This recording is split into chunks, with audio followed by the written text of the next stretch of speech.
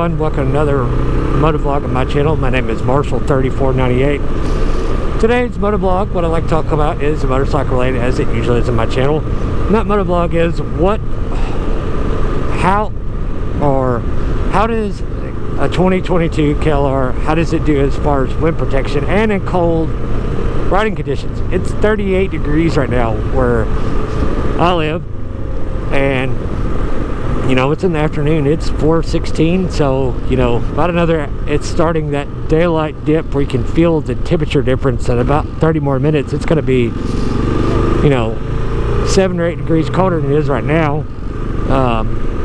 You know, the bike, you know, it's got pretty decent wind protection overall, and this is not the stock windshield on mine. This is a V-Stream mid-height with a slight tint on it.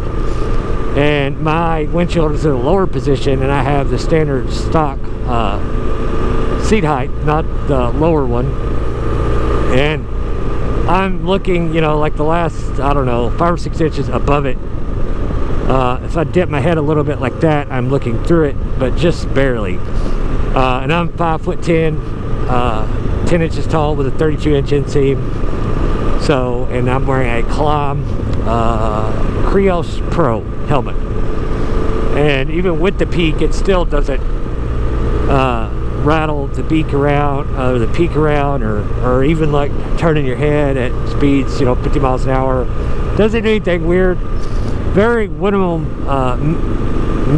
wind buffeting with this windshield. You know, and the bike's got decent coverage. It doesn't have a full, really bulky fairing.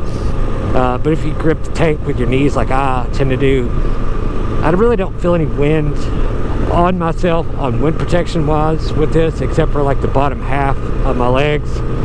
And you know, there's some wind hitting my elbows a little bit and some of my shoulders, but it's not bad.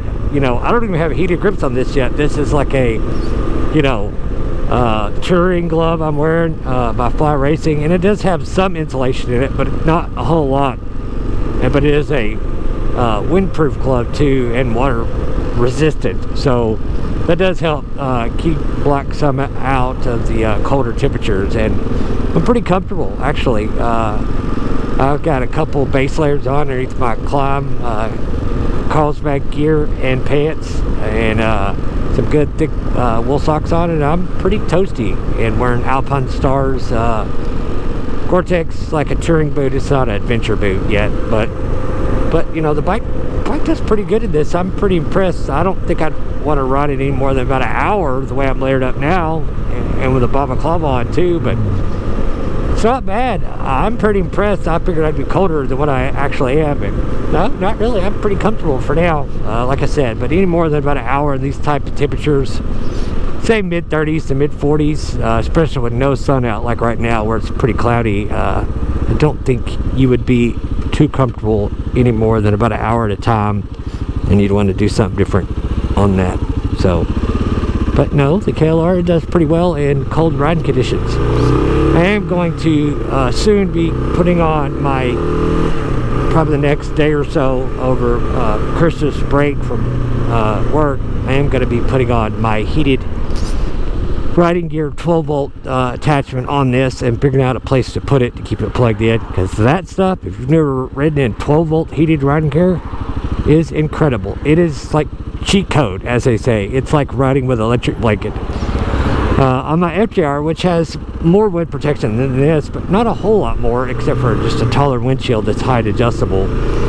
On my FJR, it does super well. I can turn the heated grips on it, plug the heated riding gear in it, turn it on medium, even at 35 degrees, and I'm still really warm. I don't think I could stand high. I think it would have to be, at least for my temperature tolerance, it'd have to be like mid-20s to turn it on. And then at that point, kind of playing with fire unless it's a really super bright day and there's no signs of any black ice or anything anywhere. I don't typically ride in any temps colder than 35, just for that reason, because you never know, you could be coming up on a corner, be all fine, and hit one little spot of black ice that you're not expecting.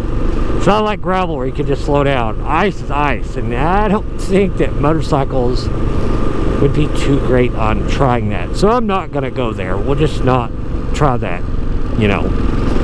But you know, the bike's pretty comfortable. This is the coldest I've had it at, and I've had it since June of 2022. So this is the coldest I've ridden it yet, and I'm pretty impressed with wind protection on it. Is it perfect? No. If you wanted, I think, a little more wind protection, you might want to go with the V-Stream Tall option for the 2022 and up KLR 650. I got mine from 3D Cycle Parts. I have no affiliation with them to say that or anything like that. They're just good folks.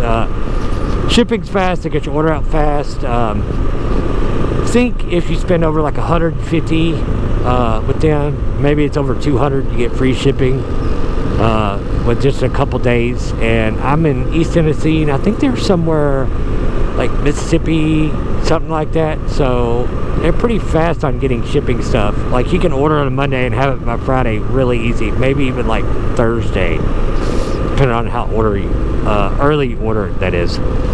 But you know, the old KLR, it keeps on trucking, and it continues to impress me for the price point the bike costs brand new.